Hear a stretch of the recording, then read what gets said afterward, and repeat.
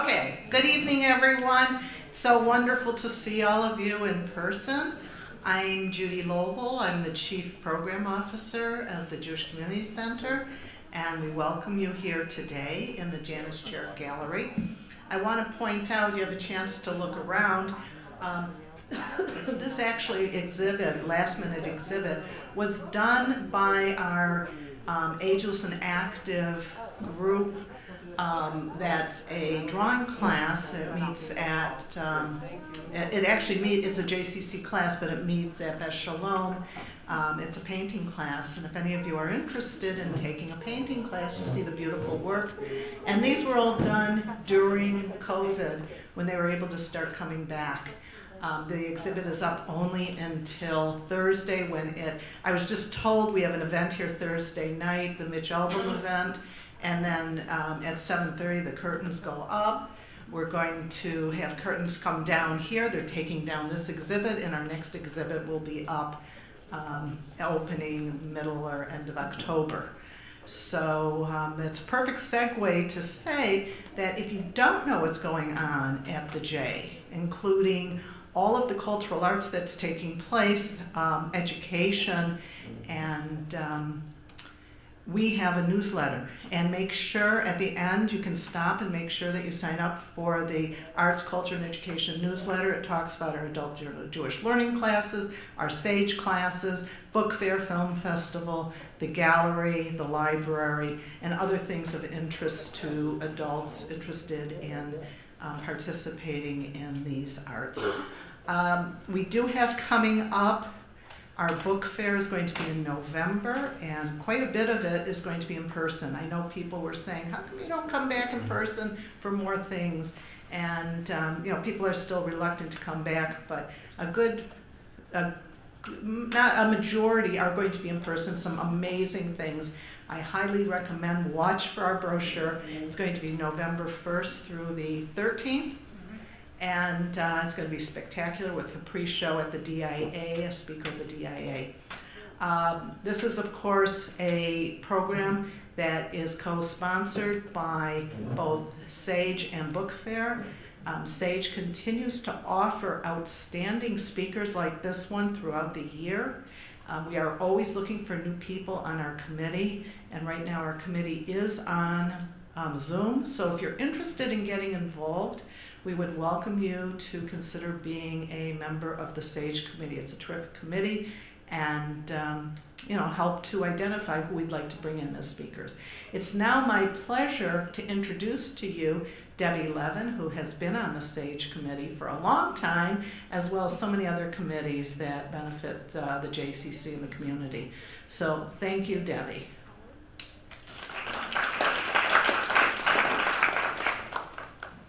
Hello and welcome again to everyone. Thank you for coming this evening, and as you heard, I'm Debbie Levin, one of the chairs of the SAGE committee. SAGE stands for Seminars for Adult Jewish Enrichment, and we're a program of the J of Metro Detroit that brings interesting and enlightening speakers to the community year-round. We're joined by the Detroit Jewish Book Fair and JLearn presenting tonight's speaker. SAGE is endowed by a generous gift from Sis Maisel and supported by Carol and Ron P. Fogel, Sherry and David Jaffa, and Elaine and Michael Serling throughout the J's Pillar of Light program. We thank them as well as all of our donors for their continued support. We have a wide range of speakers, as you heard Judy allude to. We have two programs that you'll watch for in the book fair coming in November, as well as another program SAGE is doing a little bit later in partnership with the Shalom Hartman Institute. And then in December, we have another program. So a couple of them will be virtual, so you can have a combination if you don't want to come in person. There are some virtual programs. Tonight's speaker, Andrew Lawler, is the author of 3 books: Under Jerusalem, The Buried History of the World's Most Contested City, The Secret Token, Myth, Obsession, and Search for the Lost Colony of Roanoke, a national bestseller, and Why Did the Chicken Cross the World? An epic saga of the bird that powers civilization. As a journalist, he's written more than 1,000 newspaper and magazine articles from more than a dozen countries. His byline has appeared in the New York Times, the Washington Post, and the National Geographic, as well as the Smithsonian and many others.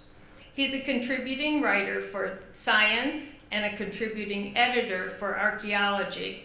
Andrew's work has appeared several times in the Best of Science and Nature writing. Please join me in welcoming Andrew Lawler.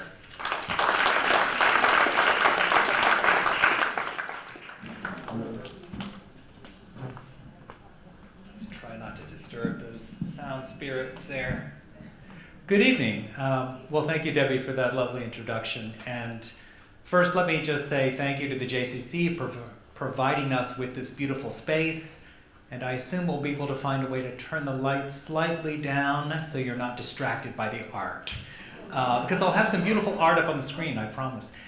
I want to really thank Lauren and Naomi, as well as Jerry and Eileen Eisenberg. Jerry took me on a tour today of Detroit, which is my first chance to actually see downtown Detroit, and some fantastic architecture. So it was wonderful to have that kind of hospitality. Being a Southerner, I always assume you Northerners are not friendly, and boy, do you have to get rid of that prejudice. So, on to the main event. Do we have maybe slightly down on the lights, if anybody could do that? Jerusalem. How many people here have actually walked the streets of Jerusalem? Wow. Okay. And how many people have walked the underground spaces of Jerusalem? Exactly. You can't go to Jerusalem without going underground. But let me tell you, I'm a journalist. I've been a journalist for a number of years, writing books as well, when my articles get so long that the editors reject them. And I've been writing about the Middle East for maybe 20 years. I started out writing about Iraq even before the war. And to tell you the truth, I avoided Jerusalem like the plague. Why? It's like, all that politics and religion, and so complicated. It was so nice to go out into the desert in Syria or Jordan or what have you, and you have a nice mound and there are people digging and they talk about the past. And other than the local people who are coming to help with the digs, you really don't have a lot of complicated interactions with the present. So I thought that, I'm smart enough to know that I should stay away from Jerusalem. Well, you can see what happened. What happened was I was at a conference in Haifa, I believe. What was it? A Crusader Archaeology Conference, right? And of course, I'm the only reporter there. It's just a bunch of archaeologists. It's my dream. I'm often the only reporter at these meetings. And afterwards, I ran into an archaeologist who said, "Hey, are you staying around?" I said, "Yeah, I'm going to go to Jerusalem and see some folks and maybe visit a couple of sites for a day or two." He said, "Well, let's have lunch." So this is Israel Finkelstein, in case any of you know who I'm. And Israel married a French woman, and he loves good French food and wine. So I thought, great, we'll take a little walk through Jerusalem, we'll have a long lunch, and that'll be that. Well, I never got lunch. I really didn't. It was annoying. But what I did find was an amazing set of archaeologists working underground. And we went to places that even tourists generally aren't allowed to go, or at least at that point. And I was blown away by what was underground. I'd been to the tourist sites and I thought I knew, but I didn't. There's so much more. It's really a 3D world beneath the streets. And as I was talking to the archaeologists that Israel introduced me to, at one point they kept mentioning somebody named Warren or Wilson, all these English names. I'm like, who are these people? And they said, well, they're the ones that were here before us. And that got me interested. I was curious, who was here before? It's like, what is the story of all of these underground spaces? And that launched me on this crazy saga that began very simply with a little National Geographic story and then morphed into what became a book. And so tonight what I'm going to do is I'm going to show you some images, many taken by Simon Norfolk, who's a National Geographic photographer that I worked with for several years in Jerusalem, and he's kindly allowed me to use some of his slides. The really lousy pictures are the ones that I took myself, so you'll be able to tell. So let me get my little clicker and we will proceed without further ado. Now I know that most of you have been to Jerusalem, but just for those of you who are geographically challenged, and I write for National Geographic, but I still can be geographically challenged, here's just a little primer. We're going into the Middle East, of course. You see here the Nile, and there's Iraq over here, and right in between, of course, here's the Dead Sea coming up, the Judean hills, and we're going to end up smack dab on top of the old city of Jerusalem. And here is this rectangle, of course, is the Temple Mount, the Haram al-Sharif for Muslims, and it is kind of the center point and has been the center point of Jerusalem for quite a long time. All right, so now we have geography out of the way. This is the question that editors always ask me. It's so annoying. They say, well, why should I care? Why does it matter? So why does Jerusalem matter? Now, it sounds like an obvious question. You all know the answer, but I'm hoping to dig a little bit, if you excuse the pun, a little bit below the surface. Of course, Jerusalem is a place where you have the Western Wall, sacred to Judaism. You have the Dome of the Rock, which is the third holiest site in Islam, a place where Muhammad made a spiritual journey into the heavens and met the prophets. And then, of course, a 10-minute walk away from both of these, you've got the Holy Sepulchre. And Simon took this picture at great personal risk, kind of hanging from the cupola of what is the traditional tomb of Christ. And this is the traditional tomb surrounded by the rotunda. And now we know these three places. These are three famous places. Now what you may not realize, even if you've been to Jerusalem, is that there are dozens and even hundreds of sacred sites. Sacred to Jews, to Muslims, to Christians, and some combination of those three. So it's a very complicated place. And again, as you probably know, it's a very small place. Here's Central Park, okay? Here is the reservoir in Central Park. Everybody has probably walked through Central Park.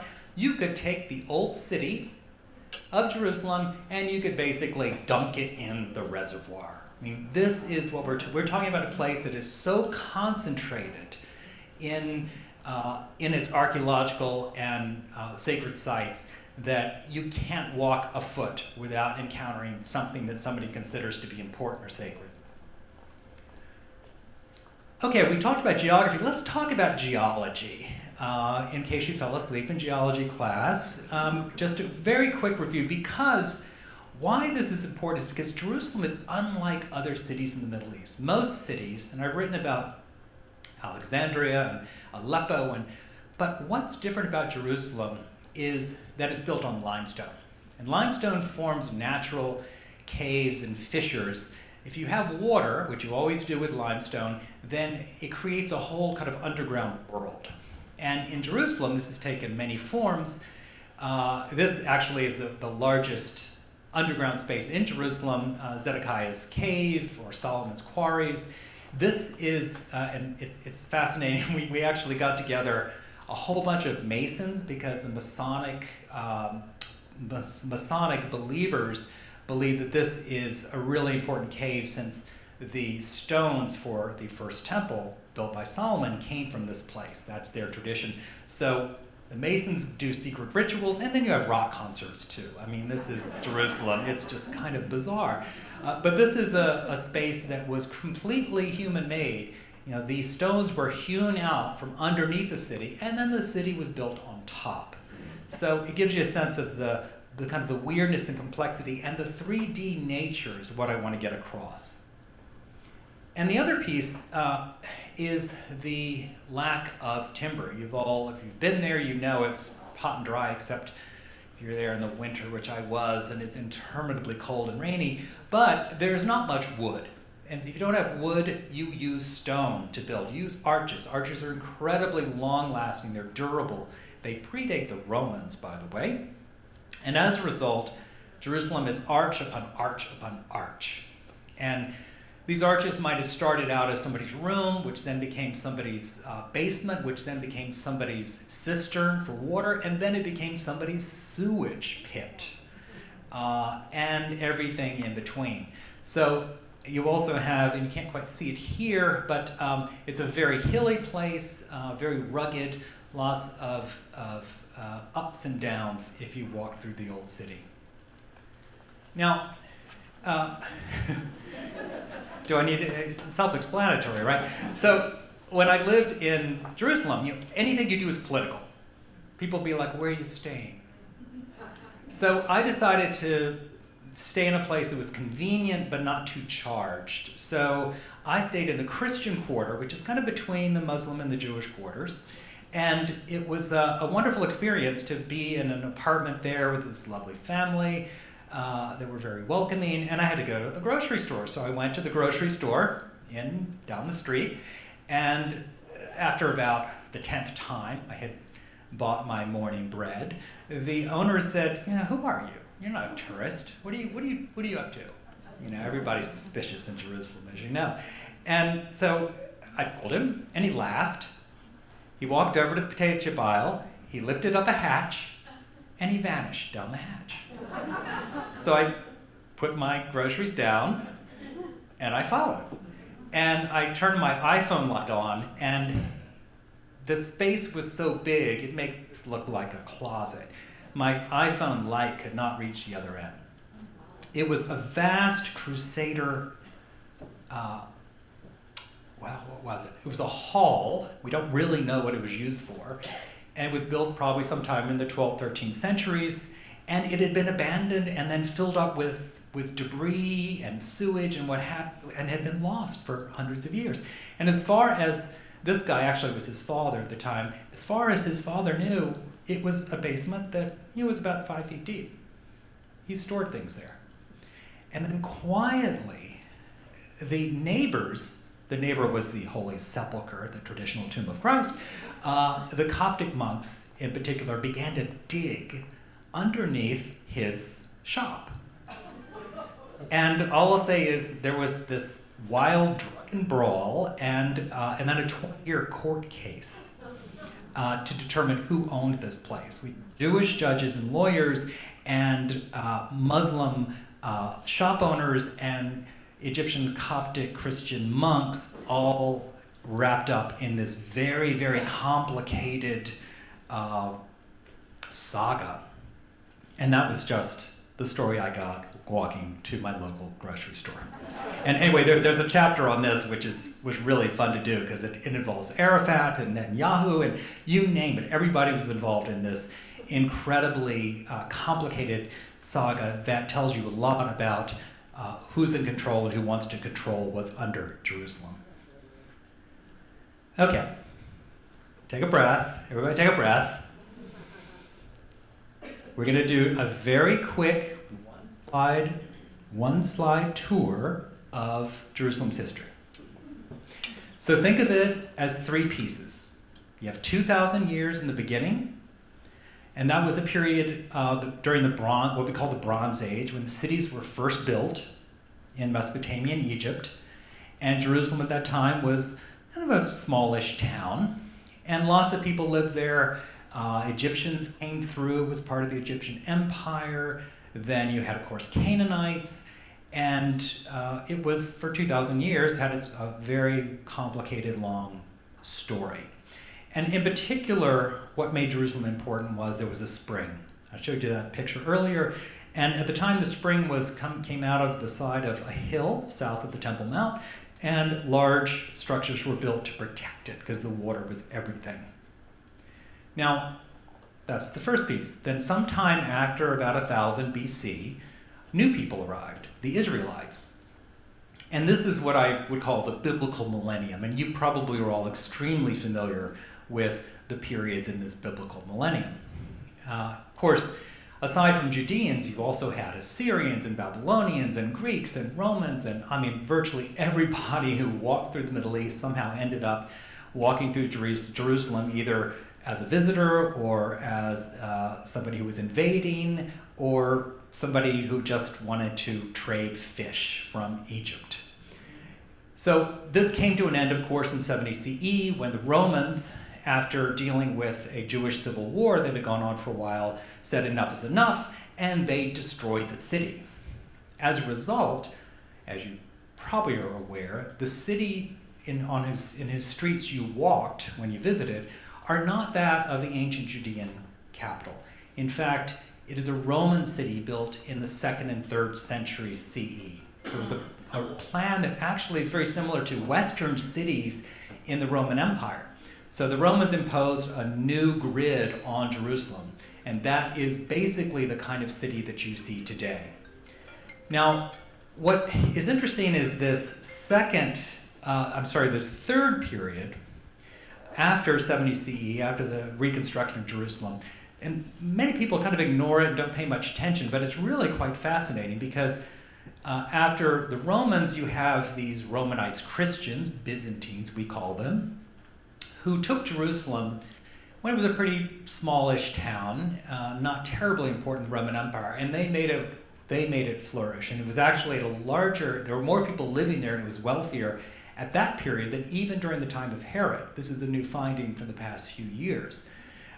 And then, of course, the Arabs arrive in the 7th century with the faith of Islam, and the city remains Christian, though, almost to the time of the Crusaders, who arrive and pretty brutally destroy both the Jewish and Muslim populations, but then eventually are thrown out. The Arabs return, and the Muslims and the Jews, of course, return. And then you have the Ottomans, who in around 1517, about the same time that Martin Luther is nailing those theses on the wall at Wittenberg, the Ottomans take over Jerusalem. And for the next 500 years, the people, the Sultan of Constantinople, or Istanbul as they rename it, are in charge of Jerusalem.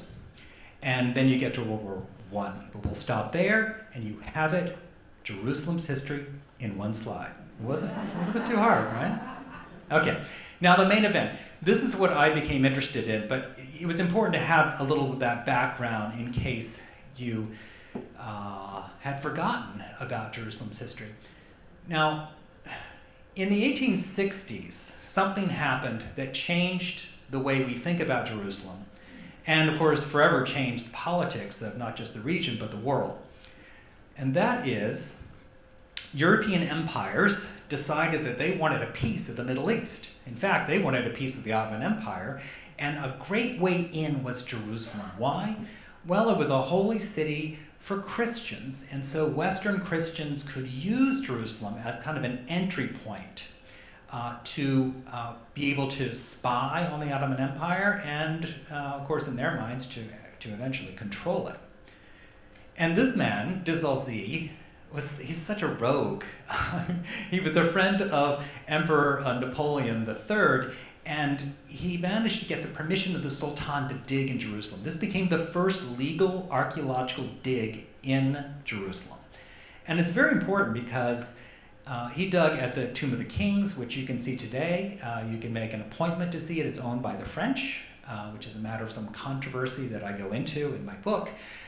But what he found was a sarcophagus. Big deal.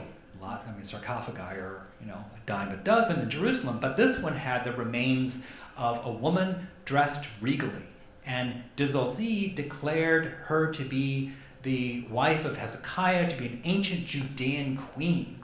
Hauled this, along with the remains, off to the Louvre, which is what you did back then. And the Ottomans are like, yeah, fine, we don't, it's a coffin, go, you can take it. But the Jews were very upset. The Jews in Jerusalem said, wait a second, you Christians are desecrating our sacred tombs. How dare you? And it became an international cause célèbre. But the French won out. The Ottomans were in control. It went to the Louvre, and it became a sensation. Remember the King Tut exhibit? Was that in the 1970s? It was like that times 10. For the first time, you could go to a museum and see physical evidence of biblical times. It had never happened before. So it really changed people's mindsets. Suddenly people thought, oh, Jerusalem's not just an idea or a place you pray to or about, it's actually a physical place you can go to. Because not many Westerners, whether they were Jewish or Christian, dared to make that journey for centuries and centuries. So that all changed with de Saulcy. And then, of course, the British aren't about to let the French stuff their museum with all that good biblical material. Are you kidding? So immediately, everybody who's a Victorian of any stature donates money to the Palestine Exploration Fund, which is dedicated to uncovering what's beneath Jerusalem and hauling it back, of course, to the British Museum. Now, this character here, Wilson was the first, but we'll focus on Charles Warren. He's quite an interesting guy. He was the first person to free climb the Rock of Gibraltar. I mean, he was somebody we would call today an extreme sports fanatic. And he was also an engineer and understood mining technology, came from Wales. And so he was the perfect guy. He was looking for a challenge. Nobody else wanted the job. Who wanted to go to Jerusalem and when you could go to India and make a fortune and, make your name? And so he started to dig around. And can you spot the Anglican priest, the Anglican Bishop of Jerusalem in this picture? Is he kind of obvious? I just love it. It's so classic, so Victorian. So Warren began his efforts. And he went underground and went to places that nobody had been to in centuries, if not millennia. And not only if you want to run that little video, if you can, at the bottom. So this is Charles Warren, very famous as Jerusalem Warren back in the day. He actually later lost his job because he failed to find Jack the Ripper when he was the head of the London police, but that's a little side. And he went into these spaces that were just incredibly large and complicated. For example, this is a wonderful painting of the Great Sea. This is beneath the Temple Mount. It's one of the largest spaces, underground spaces in Jerusalem that you'll never see because it's been closed off. But he managed to get there. All kinds of tunnels, and they were partly man-made and partly made by the flow of water. And he was able to map this whole massive 3D area as much as he could get at. But a lot of it was blocked up, so he had to get through it. So of course, this is right as dynamite is being invented, so he had to use gunpowder. So he was using gunpowder to blast his way right next to Islam's third holiest shrine. What could go wrong? Here we go. Here's our little video. So you'll see here, this was made just a few months ago. Those of you who've been in the Western Wall tunnels have seen it. But when Warren was in this, it was filled to about here with raw sewage. And you can see the height there. This is just such an enormous space. And so he actually made a boat out of some doors and floated down this nasty little channel in order to map it. But the gunpowder explosions raised the concern of Muslims, much as de Saulcy digging in a Jewish tomb had outraged the Jewish community in Jerusalem. And there were protests over the damage wrought by Warren, who had the official approval of the Ottoman Sultan. Remember, the Sultan wanted to be friends with the English and with the French, a little bit less concerned with the Arabs. He wasn't even Arab. The Sultan was of course, a Turk. And so Warren was digging very clear. Here's the Western Wall, the Wailing Wall as it was called then. And here's the Abu Saud family. They had a huge complex there, since demolished, that was really damaged by what Warren was doing. So this created not just tensions between Warren and the locals, but between the locals, the Muslim locals, the Arabs, and the Sultan and the Ottomans who controlled Jerusalem. So they were basically saying, why can't you protect our holy site? Why are you allowing these Christians to come in and muck up what is sacred to us and potentially damage this very sacred site? I mean, imagine if, say, somebody, a Chinese archaeologist came in and was burying under, Westminster Abbey, right? I mean, there'd be a little bit of an outcry. So that's what was happening.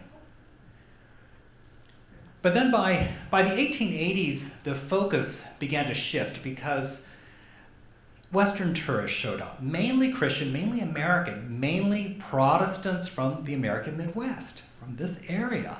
They all wanted to go to Jerusalem. Mark Twain being one of the first tourists. He wrote a wonderful book about being in the Holy Land, which I recommend. And one of the big questions was the tourists had, these Christians wanted to know, well, where was Jesus actually crucified and buried? And where was he? Where was the resurrection? Of course, the traditional answer was in the Holy Sepulchre, shown here at Easter Sunday. And the idea was that Jesus had been crucified and then buried and resurrected, all in what was now contained within that one building. There was one problem with this. Well, there were two. First problem, the Protestants came late to the party and they didn't have any space in the Holy Sepulchre, which kind of peeved them. And the second one was a little more scientific, shall we say, and that is the Gospels from the 1st and 2nd centuries. They mention that Jesus was buried outside the walls of Jerusalem, like any good Jew, right? And not in the middle of town. Well, here are the walls of Jerusalem, and here's the Holy Sepulchre, kind of toward the middle. So a lot of people took that. A lot of Protestants said, well, that's proof that these Catholics and Greek Orthodox are all superstitious and they're ridiculous and that this has no basis in anything. Well, it took a German named Konrad Schick, and I would love to write a biography of this guy. He started off as a cuckoo clock repairman in Jerusalem. I mean, imagine, right? And then he quickly branched out and became an architect, right? And in the meantime, he was digging, and he actually became interested in the archaeology. And so he partnered with the Russians and was able to do a dig that showed that the walls of Jerusalem in the 1st century were actually here, so that the Holy Sepulchre lies outside of the walls at the time of the life of Jesus. So this is a great example of science being used to I wouldn't say necessarily upend tradition, but to provide a little data. Now, Protestants, they didn't care. They went off and they developed their own imagined place where Jesus was crucified and buried, right near what is today a bus station, just north of town. And now it's this beautiful little garden where Protestants go because that's what they envision when they think of the resurrection of Jesus. It's a beautiful garden, right? It's Sunday school. So they created this even though there's no historical basis at all. In fact, the tombs that are at that site are probably 4th or 5th century, a little bit beyond the time limit of Jesus. So it shows you that even the British and Americans who prided themselves on being scientific and not superstitious fell into this trap of creating a sacred site even when there was no scientific evidence for it. So by the 1890s, there was this perplexing question that archaeology is becoming more and more of a discipline rather than just a hunt for treasure, right? And by the 1890s, the question was, well, we've all read our Bible. We all know about David and Solomon. We all know that Solomon had a big empire, and he had this beautiful capital, and that crystal floors in the palace, and that it was this fabulous. Everything was covered in gold. And where the heck is it? There was no archaeological evidence for it. So these guys, Bliss and Dickey, or is that I mix them up? They have the same Victorian mustaches. In any case, the two of them began to dig. Here's the old city, and they started to look outside the old city because there was no evidence that the old city itself was truly old. It really didn't seem to extend back much beyond, say, the time of the Greeks, say 3rd century BC. And we were looking for something that's like 1000 BC, right, when King David is said to have come to Jerusalem. So they dug on Mount Zion here, no luck. They dug tunnel after tunnel. I mean, they dug, I can't tell you how many, almost kilometers of tunnels that they dug underneath in order to see if they could hit something. Because to dig above was expensive, you had to buy the land, and also the locals might get upset. So tunneling became a way to get scientific data kind of surreptitiously, which, as you see, will become a problem. But then they dug here, which might seem obvious to us today, because here's that spring I mentioned. a spring, there's water. And sure enough, they hit pottery here that clearly predated the Greek time. But they didn't find much else. They certainly didn't find what Europeans imagined the Tomb of Solomon looked like, right? I mean, this is what people thought was there. Surely there would be remains. And surely the Ark of the Covenant must have stuck under there somewhere. But no, they found pottery, but that was enough to at least give people a hint as to where the old city lay. Now, and this is my favorite story. Oh my God. This is the wackiest dig in history. I won't dignify it by calling it archaeology, because it wasn't. In fact, the British aristocrat Montague Parker, who had way too much time and money on his hands, he came up with this great idea. Well, he hooked up with this kind of crazy Finnish scholar who believed he had cracked the code of Ezekiel in the Bible that told you where the temple treasures were. And then he also roped in a friend who was a famous cricket star, and then he pulled in a Swiss psychic, and then, to top it all off, a Scandinavian who captained a steamboat on the Congo. And might have run into Joseph Conrad, who was writing The Heart of Darkness at that time. You can't make this up, right? It'd be a great novel. And the one thing he forgot was to hire an archaeologist. Oops. So they put together a team to find the temple treasures. This was strictly business. They got investors from the US as well as from Britain to contribute. And the idea was if you could find these temple treasures, you could sell them on the art market for something like today worth maybe $30 billion was the estimate. This is business. And so they dug, and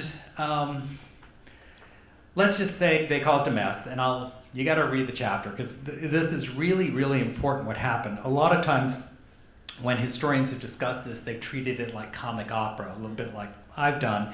But the important piece is that when Parker couldn't find anything, he bribed the main cleric at the Haram al-Sharif, the Temple Mount, and went in at night and whacked away at the sacred rock below the Dome of the Rock. You can imagine what happened when inevitably they were caught by a Muslim who was just not very sleepy that night. And the impact of this was huge. I mean, the Muslims from Afghanistan sent a committee to find out what had happened. And Parker was lucky to get away with his life. In fact, it's quite a dramatic departure that they made from the Holy Land. They managed to get on their yacht and fool the immigration officials. They told the immigration officials, yes, well, I tell you, why don't you come out for a meal on the boat and we can discuss this. We really didn't do anything bad. And the guys were like, well, okay. They said, well, we're going to go out to the boat to get ready for dinner. And then, of course, they sailed away. So they thoroughly pissed off everybody in the Middle East and nearly caused a world war that would have had amazing and terrible consequences. And I won't say why, but this was also the dawn of Palestinian Arab nationalism. This event helped spark what came next. But speaking of what came next were the Jewish explorers. It wasn't until early in the 20th century that Jews became interested in digging. Why? Well, they were Europeans who were reading these newspaper accounts, and they finally realized, what the heck, why are we letting the Christians dig up what's our heritage? So Baron Edmund of Rothschild, a famous Frenchman, decided to set that straight by hiring some Jewish archaeologists, sending them to the area south of the Temple Mount to dig. Now, allegedly, they were going to find the king of the tombs and archaeological goods, but actually they were after the Ark, just like Parker. In fact, it was a competition between the Christian and Jewish Europeans to get the goods. And as he famously said, excavations be damned, it's possession that counts. So this is what's going on. I mean, there's not a lot of religion in this, frankly, but there's a lot of nationalism and a lot of desire to get a hold of what are, would be considered some of the most important artifacts in the world. But of course, 1913 is a bad time to start anything. And the war starts, and then just very quickly, of course, you know the history, 1917, the British finally win the prize. They get Jerusalem. The Ottomans retreat, the Germans are defeated, and the Ottomans have allied with the Germans foolishly, so it all falls into the lap of the British, who are delighted that they have Jerusalem, and do things like tear down this old clock tower because it wasn't really quite ancient looking enough. One of the, it became, of course, a poison pill, because as you have Jewish immigrants beginning to arrive in larger numbers in Palestine and in Jerusalem, there's tension, and of course there are riots, clashes, things get really bad in Jerusalem, and finally in 1948, in the wake of the Holocaust, where you have even larger numbers of survivors going to the Holy Land, Britain says, okay, we're done. They walk away, there's a war, Israel is created, and Jerusalem is divided, much like Berlin would be a few years later. In some ways even worse than Berlin. I mean, the line runs right through part of the old city's outer walls. And it remains that way from 1948 all the way until, of course, 1967. Oh, don't look at that. 1967. And then the Israelis sweep in, take all of Jerusalem, not just West Jerusalem, which is part of Israel, but also East Jerusalem, which included all the good stuff, all the good ancient sites. And at that point, everything changes, because for the first time, Jewish archaeologists have a shot at digging in the old city. And dig they do. In fact, and these were massive digs that went on in the 70s. And some of you all may have seen them and witnessed them as they were happening. And of course, archaeology is a funny thing. It'll give you what you want, but sometimes it'll give you surprises that can kind of shake you up a bit. And here's a story of two stories that surfaced in the course of those digs. And the first was a dig by Benjamin Mazar, a very distinguished academic. He was the president of Hebrew University for a while, a leading Israeli scholar and archaeologist. And in his dig at the southeast corner of the Temple Mount, or the Haram al-Sharif, he discovered evidence that really was not a surprise, but it was really powerful evidence about the grandeur of Jerusalem in the time of Herod. So the end of the 1st century BC into the 1st century CE. And for example, he found what is clearly the world's largest ancient pedestrian overpass, and lots of signs that this is a grand city. Now, we actually knew this from text, but it's always good to get physical evidence to show what a place is like beyond just what people say it's like.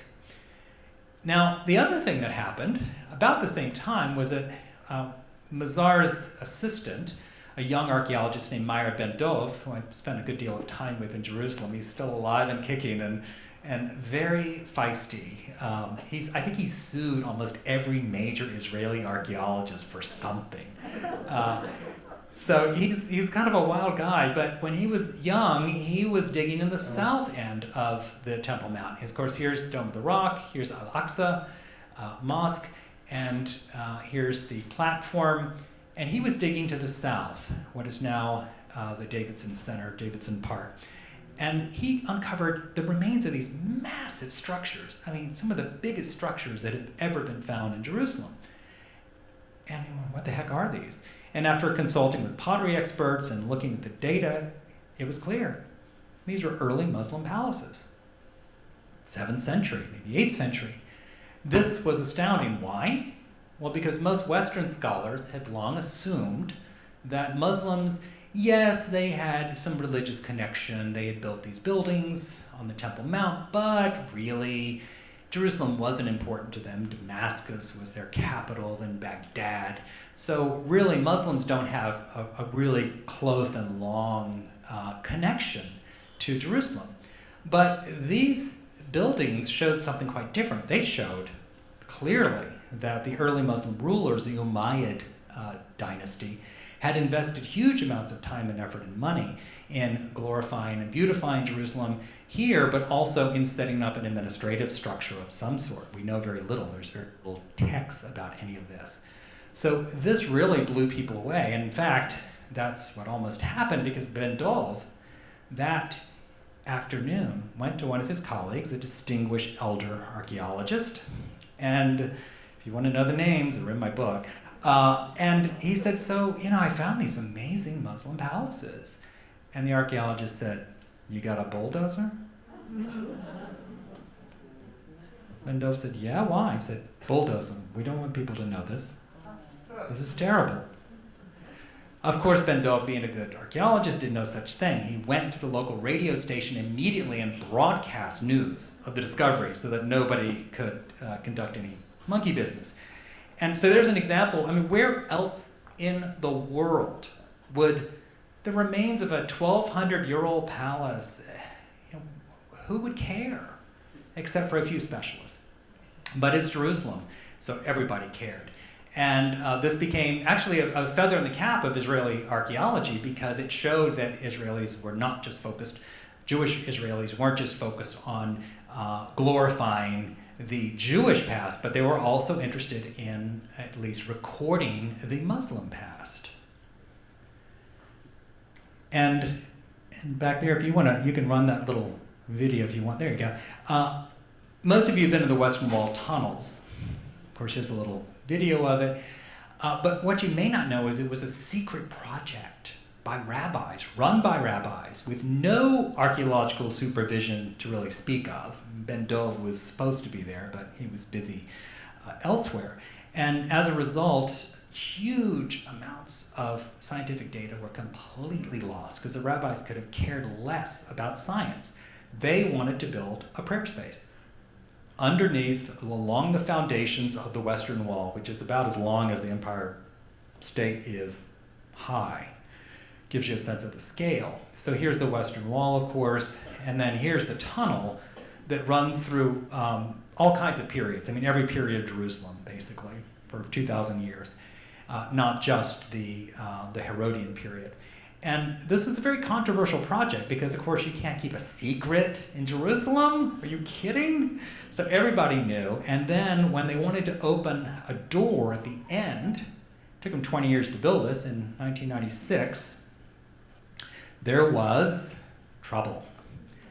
Opening a door in a tourist site in any other city, who would care? Well, people cared. In Jerusalem, more than 100 people died as a result of this door being opened. And it was a young prime minister named Benjamin Netanyahu who made the decision and who foolishly happened to be in Europe on a goodwill tour when it happened during the Oslo peace talks. And as a result, there were days and days of riots. More than 100 people were killed. And hundreds, if not thousands, were injured. This really wrecked the chances for peace between the Israelis and the Palestinians. It wrecked the chance for an independent Palestinian state that would be accepted by the Israeli state. It just created bad blood. Why? All because of this door. Obviously, there's way more to it than that, but my point is that what was happening underground was having a huge impact on what was happening above ground in the very charged politics of the 1990s. And as part of that, you may have heard of temple denial. And this is a really fascinating issue, which we could write a whole book about it. So in 2000, Yasser Arafat famously claimed that, well, there was no temple. And guess what? He was right. Because there is, and this is something that Israeli archaeologists agree, there is no physical evidence of Jewish temples on Temple Mount. Now, you're all like, oh, what? But there is extensive evidence of the temple complex. Remember, it's a giant rectangle, right? Giant rectangle, and the temple was only one building. Like the Dome of the Rock is one building. And there are dozens and dozens of buildings on the Haram al-Sharif today. And back then, of course, it was the same. There was one major temple or one major shrine, and then you had other buildings. We have plenty of evidence, including inscriptions, that show that, yes, at least the Herodian temple, there's no question, it existed there. We don't have any firm evidence for a Solomonic temple, but the point is, what's fascinating about this question, really this is not about what existed 2,000 years ago. This is really about politics today. Temple denial was an effort by Muslims to cancel the Jewish past because in their view, Jews were canceling the Muslim past. And it was kind of an arms race. Whose myth wins? It had very little to do with evidence, very little to do with religious belief, and everything to do with controlling a small piece of territory. So I think it's a fascinating instance where you can really see that what goes on beneath Jerusalem, in this case, the lack of evidence, gets pulled into this political debate. And Bill Clinton, and I hadn't fully realized this, Bill Clinton was a serious born-again Christian. Serious. He believed in the temples.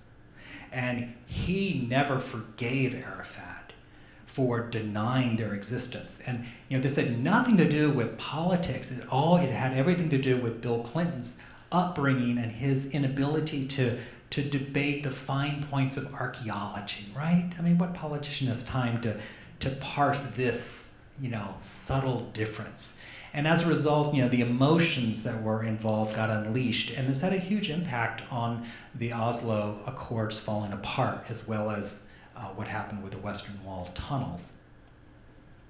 So we're going to come to an end so y'all can ask me difficult questions, because I know some of you have been taking a course that to try and stump the author. So by the 2000s, the big news was Eilat Mizar, who was the granddaughter of Benjamin Mizar, who I mentioned earlier. She did this incredible dig, and unfortunately she passed away about a year and a half ago, a wonderful archaeologist. And she was digging at the city of David, the same place that Bliss and Dickey had dug, that everybody had been digging to see if they could find some evidence from those first centuries where the Judeans had arrived in Jerusalem, because there was none outside of a few pottery sherds. And she found what she claimed to be David's palace, this here in blue. Now, this became sensational. I mean, this was sensational news all over the media. And most people who read it, believed it. It's like, well, yeah. But the trouble was, her colleagues didn't buy it. They said, you don't have the data. And these are Israeli archaeologists, I should add, who are familiar with the site.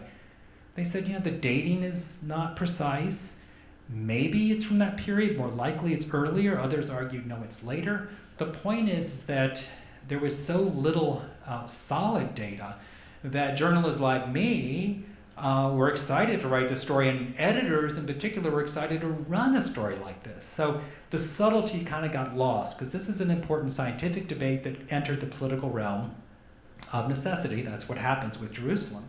And so today we still don't know, but what we do know, and most archaeologists will absolutely agree on this. Now, Eilat Mizar did not, but she was really the exception.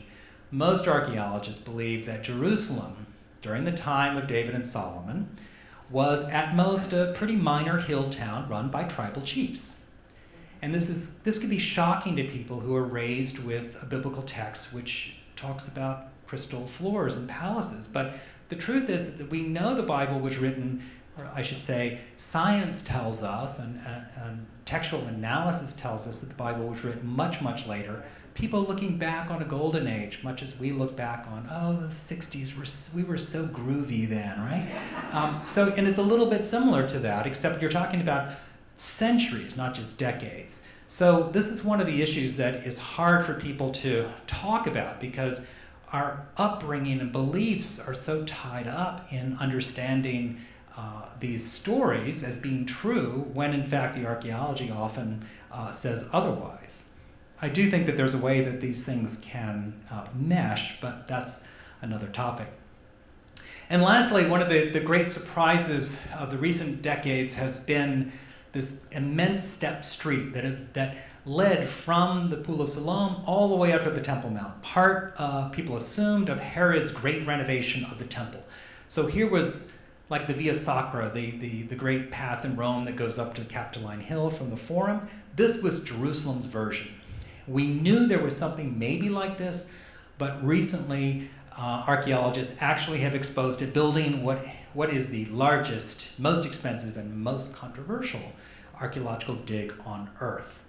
And this so-called pilgrimage tunnel is basically a subway tunnel bored underneath a Muslim neighborhood in order to expose this sacred street. And in the course of doing this, the archaeologists again found things that its funders weren't necessarily happy about. For example, who built this? Well, of course, Herod, right? No. Actually, it was the guy that Christians and Jews hate the most, Pontius Pilate. He was the prefect in charge of Judea when this sacred street was built. And the point why this matters is that people have long assumed that Pontius Pilate was a wicked man who hated Judaism and certainly didn't like Jesus. Well, in fact, he spent a lot of time and effort glorifying Jerusalem, glorifying the temple itself. So I think it paints a much more interesting, nuanced picture of the role of the Romans and of this, kind of classic villain that otherwise we wouldn't have, since we only have the texts. And I'll just mention this briefly. Across the street, has anybody been to the Givati dig? Okay, one person. It's right across the street from, so here's the Temple Mount. Here's, this is the City of David National Park, and here's Givati, a parking lot, and it's remarkable because there are not many parking lots in Jerusalem, right? And thank God it was still there, because you could dig down and you could actually have a large area that you could see every layer, all the way back from the 19th century, all the way down to the Babylonian, and even before the Babylonian destruction. So this is of extraordinary importance, which I'm not even going to touch on other than to say really cool things that show that Jerusalem was not simply a place of priests and pilgrims. It was a place of trade and commerce, and was really connected with the local economies and ethnicities and religions that lay around it. It was not a city on the hill that was remote and removed. We know from these finds that there were plenty of people who didn't mind having images hanging from their ears or in their homes. So it paints a much more interesting and complex picture of Jerusalem than we've ever had before. And finally, if I can forward this, what I really came to is that it ain't so different today. It really hasn't changed. What city has changed more than Jerusalem in terms of who controls it, the size of it, the complexity, the politics, the religion? No place is more changed.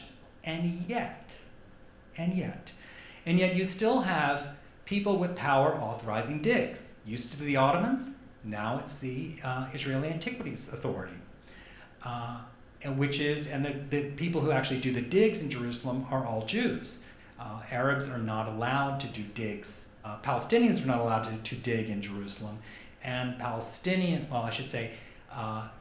to get the nomenclature right. Israeli Arabs generally are not given the assignment to work in the city. Now, you also have outrage at tomb desecration. It was a big movement by the Orthodox and Haredi in Jerusalem to stop digs because they felt like they were desecrating tombs, even when archaeologists claimed they weren't even near any burials. But this became a very hot topic that created riots within the Jewish community in Jerusalem. So again, you still have the same thing that happened with that first dig back in the 1860s, still going on. And then, of course, complaints about building damage. The people who live under the tunnel that's currently being built, like this man here, I visited his home, which is clearly being devastated by the heavy equipment that's working just a few meters beneath his floor. Visited several people along that route, and you can see their neighbors' houses are fine, their houses are not. But given the system, there's just not much way for them to have a voice to stop something that is going on beneath their feet. And you also, of course, have patrons with religious and political agendas. That was true in the 1860s. The Christians certainly had political and religious agendas, but so do the Israelis today, who are in charge of digging in Jerusalem. City of David Foundation, led by David Berry, who's a Interesting character. He's wanting to bring Jewish settlers into this neighborhood of Silwan, or City of David. And there's been a lot of violence as a result. So he's also the person who travels around the US and solicits money for the archaeological digs, but also there are things going on above ground which are highly controversial. So where does that leave us? Well, the biggest surprise for me was that blame the Christians. I mean, really, it's the Western Christians who created a Jerusalem that people wanted to control. It's important, because then, of course, you hear Western Christians today saying, oh, those Jews and Arabs, they just can't get along. What's wrong with them? And, you know, I think we want to understand history because it's important to not to assign blame, but to understand the dynamics so that we can know what's really going on here. And the truth is that it was Western colonialism that set this in motion, not intending to create a state of Israel, although many of the early Christian archaeologists did want Jews to move to Israel. But it still shows that there's this incredible, what can you say, like with Bill Clinton, this kind of cluelessness about the role of Christians. Christians have played a role, and they need to recognize and understand that in the West if there's going to be any hope of creating some kind of settlement. And then, of course, the biblical millennium that we talked about in that horrid one-slide history it's still what gets media. I mean, if I come to my editor and say, oh, I've got this great story about this Bronze Age gate that was found, I'd be like, okay, well, yeah, that's nice. We'll put it maybe next week. But if I say, we have found a seal in Jerusalem that has the name of a prophet, I will immediately be able to get a story.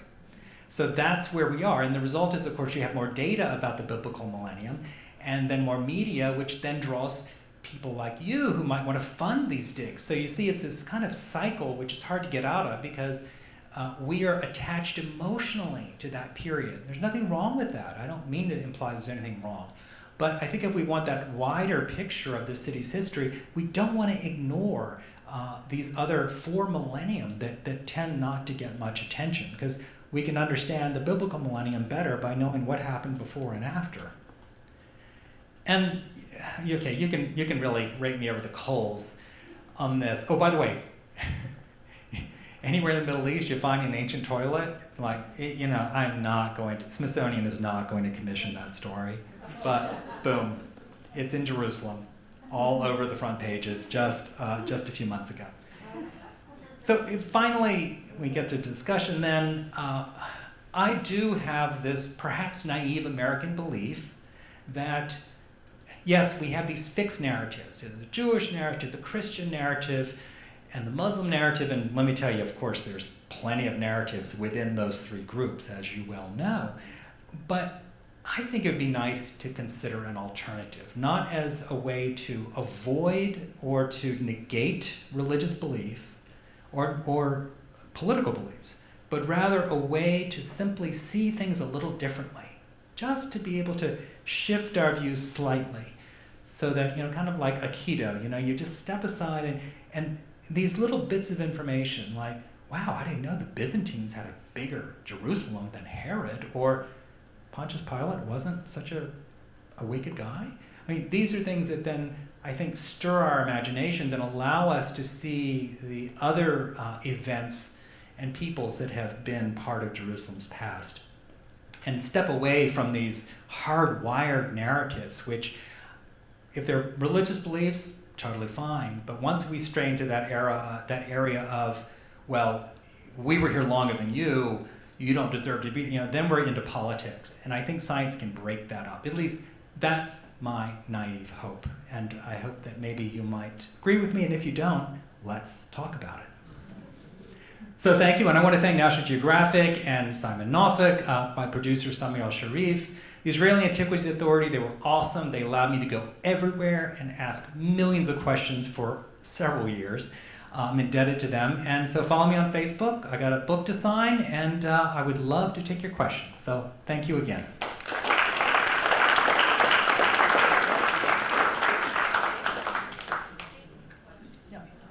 Okay, raise your hands. Yes, sir.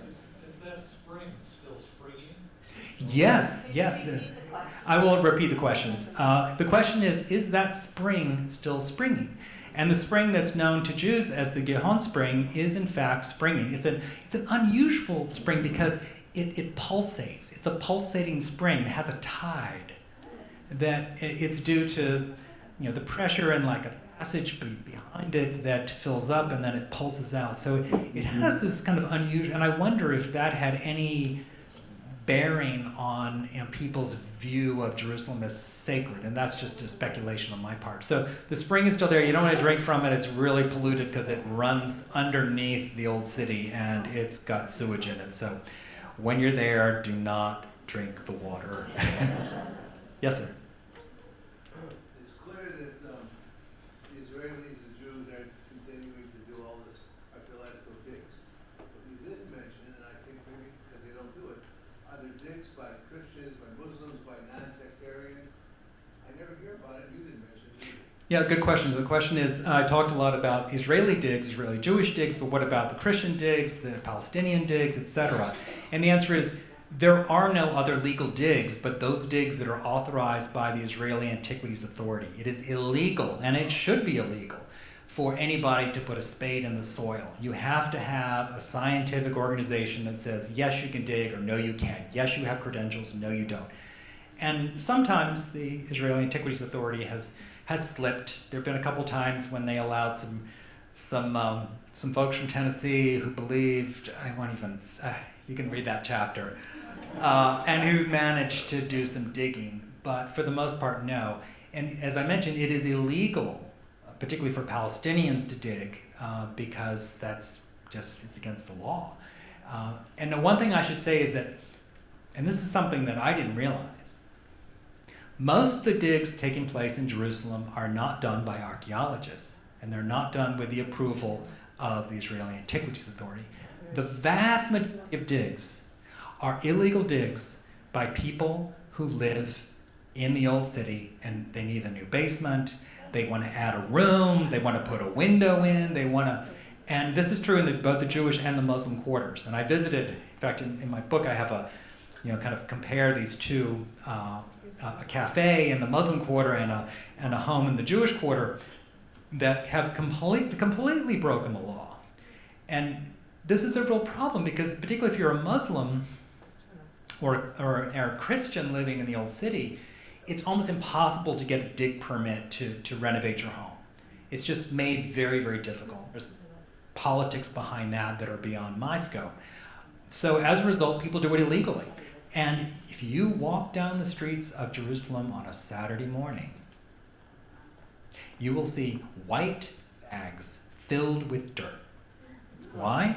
Well, that's when the Israeli Antiquities Authority doesn't send out their police, their inspectors, to make sure people are digging illegally. So it's tragic because there's so much being lost. And this is because of politics. This doesn't happen in Rome or Istanbul or other cities to the extent that it does in Jerusalem, because it's simply hard to, how do you fix that problem? I don't know, but we should, because we're losing everyone's heritage every time a bag of dirt gets hauled away to the dump without being sifted. Yes, sir. I worked on the Gavat parking lot dig a few years ago, and it was so much fun, and I can strongly recommend it to anybody who wants to volunteer to do things like that. It was just an amazing experience, and for 5 days that we were there. It was through the Volunteers for Israel. After we spent a week on a base, and next week is to do archaeological work. That's great, yeah. He dug at Givati, the parking lot I mentioned, and there are many digs like that in Israel that you can take part in as a volunteer. Israel is really great about pulling in volunteers. I will say something about the Givati parking lot, because since it is in East Jerusalem, and most of the world considers that to be occupied territory, whether you believe it or not, but that's the way it is. Israel, of course, says it's annexed East Jerusalem and that it is part of Israel. If you've occupied territory, it is illegal for you to dig without getting the approval of the people who live there. Obviously, the Israelis have not gotten the approval of the Palestinians, say in the City of David neighborhood, to dig there. So most international archaeologists outside of Israel will not work in East Jerusalem. There are a few exceptions, but that has been true since the 1960s, that the international community feels very strongly, or the archaeologists as a whole outside of Israel feel very strongly that to participate in these digs is to participate in a political act. No matter how great the science, you are you're making a political statement. So that's just something to be aware of. There are, of course, plenty of digs outside of, in Israel proper, if you want to call it that, where anybody is welcome to volunteer. And I really encourage you to do so, because archaeologists do not make a lot of money. They have to come to the table with money. They've got to go to people with money in order to dig, and they really depend on volunteers to do the muscle work, and it can be great fun. So I highly recommend it. I'm glad you had a great experience. Yes, sir.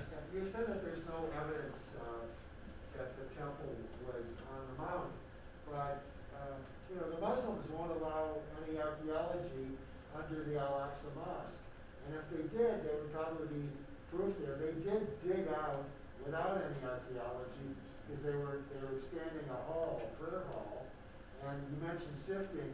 There's been for many years a sifting project of that dirt. Of course, it's not in situ, so we don't really know. We can't really chronologically know where these pieces are. But they found some very interesting things. But the Muslims control the mosque, and they won't allow any archaeology in there or below it.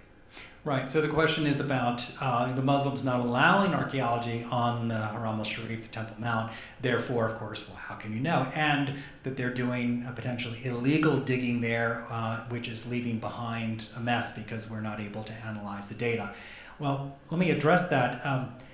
It's an interesting situation because the Israelis, of course, strongly control all security on the Temple Mount. In fact, I was recently there with a National Geographic photographer, and just to bring a tripod into the Haram al-Sharif was extremely difficult and involved a lot of complications.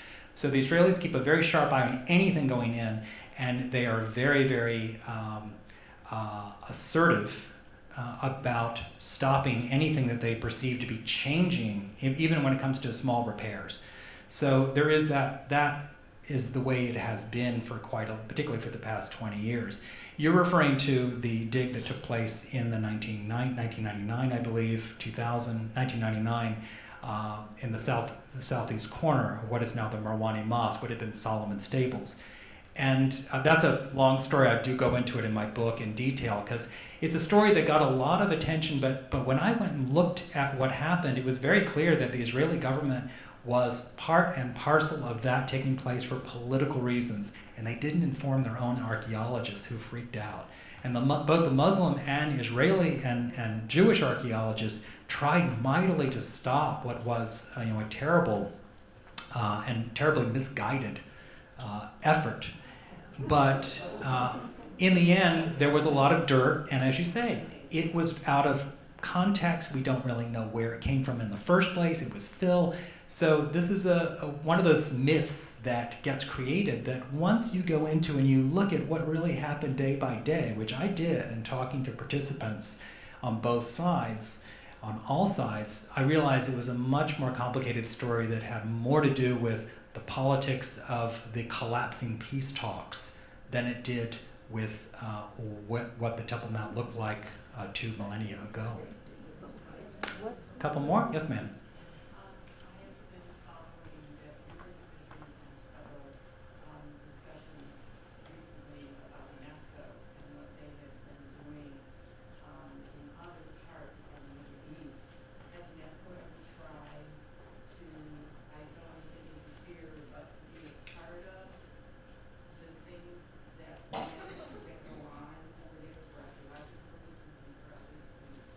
Yeah, the questions about UNESCO and whether they played any role in on the Temple Mount or the Haram al-Sharif, and the answer is no. I mean, Israel has withdrawn from UNESCO.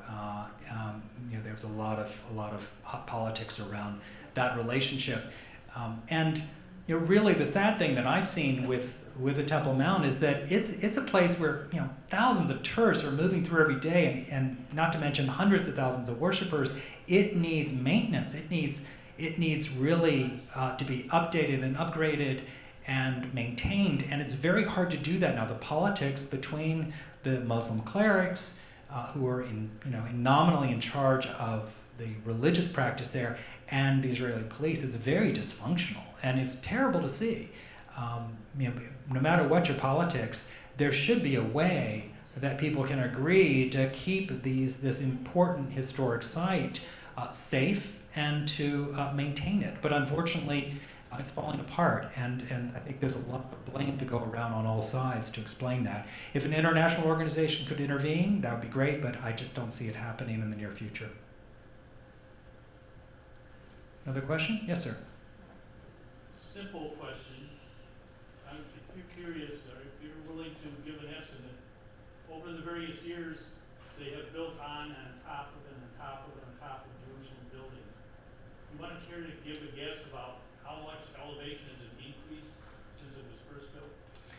Wow, that's a good question. To estimate how much Jerusalem has basically been built up, and the answer is actually not much, because of the geography of the city. There have been a lot of valleys were filled in, for example, and the Romans did most of the engineering. Actually, Herod and then the Romans really re-engineered the way the city looks. So I think it's not like a place that builds up over time, like you have in most Middle Eastern cities that are mounds, right? Where the newest stuff is on the top. Jerusalem is so much more complicated, where you can walk into an underground space that's far older than what's above. Not to mention, oh my God, the stones. These stones get robbed, and people even now will take a stone and then insert it into their church or their synagogue, and it might be a stone from a Roman temple. So that makes it really difficult to track what has actually happened. I mean, it's so much more complicated than any other city because of this reuse of stone, the spaces underneath that have been refashioned and reworked, that it's not just a place that has built up over time. Some areas are much higher, some areas, are lower. The Romans went in and wiped out a huge chunk of the city of David.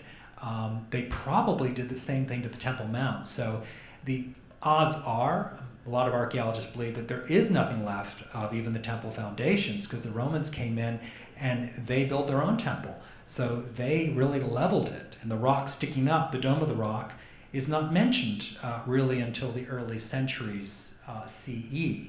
So that may have nothing to do with the temple, despite traditions that it does. So there are just so many questions that may never be answered, but people will keep asking. Great. Thank you so much. I appreciate your time.